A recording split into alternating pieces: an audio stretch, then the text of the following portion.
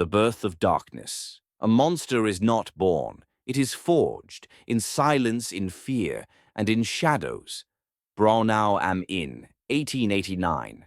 A cold, grey town, silent and indifferent. Inside a shabby house, Clara screamed in agony.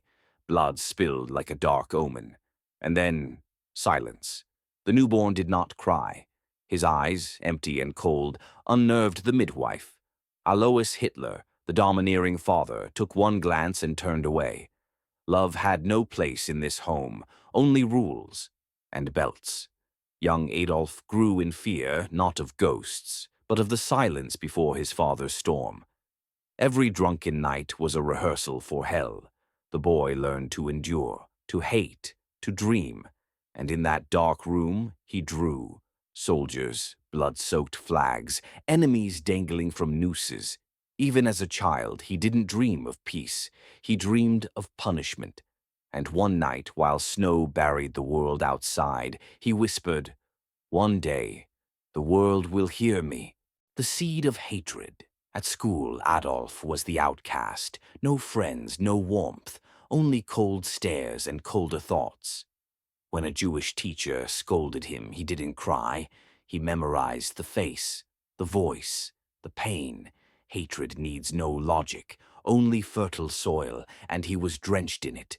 When Alois died, Adolf didn't shed a tear. The silence that followed was not grief. It was relief. But where the belt ended, shadows grew longer. He buried himself in history books, not for glory, but for blood. He devoured tales of empires and wars, dreaming not of building but of burning. The failed artist. He ran to Vienna, chasing illusions of art, but rejection after rejection crushed him. His paintings lacked soul, they said. He roamed the streets, a phantom among the homeless. There he discovered poison, not in bottles but in books, conspiracies, nationalism, anti-Semitism. He blamed everyone, Jews, Slavs, the state, the weak. In his twisted mind, he wasn't a failure.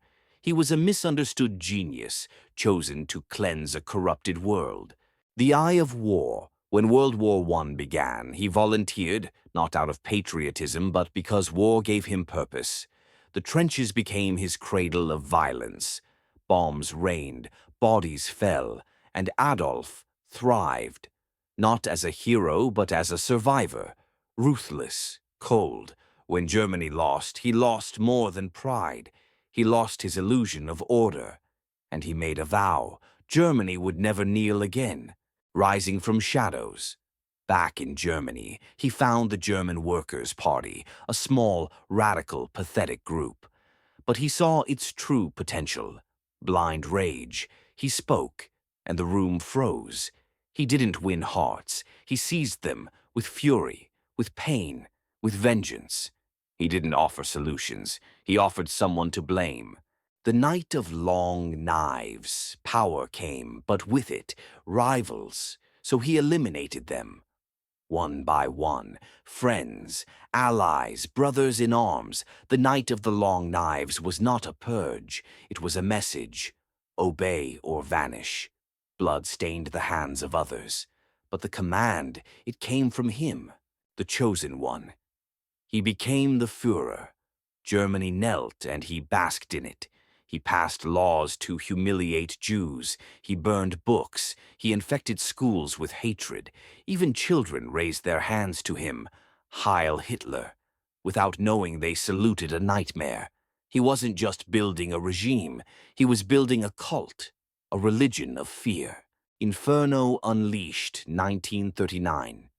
He invaded Poland. The world ignited. Tanks rolled. Cities fell.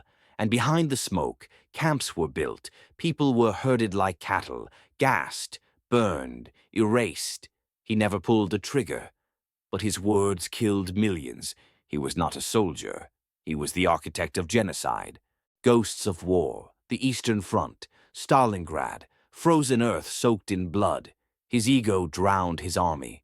No retreat, no mercy, only death.